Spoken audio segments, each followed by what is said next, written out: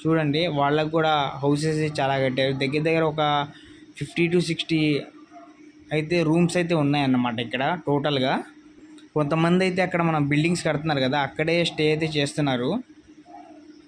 ఇందాక మనం చూసాం కదా, అక్కడ కడుతున్నారు కదా, కొంచెం ప్లేస్లో అయితే అక్కడే ఉంటున్నారు కొంతమంది అయితే. కొంతమంది వచ్చేసి ఇక్కడ ఉన్నారు, ఆఫీసర్స్ వాళ్ళు కూడా ఇక్కడే ఉంటారు. మీకు ఈ రూమ్స్ బ్యాక్ సైడ్ అపార్ట్మెంట్స్ అవి కనపడుతున్నాయి కదా, చూస్తున్నారు కదండి మీరు. అవైతే మనకి ఎమ్మెల్యే, ఎమ్మెల్సీ, G+3,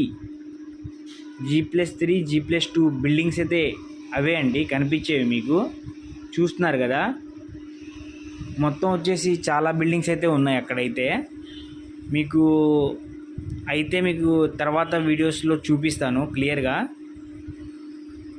అలాగే ఇదండి మనకి AIS సెక్రటేరియట్ బిల్డింగ్స్ అయితే.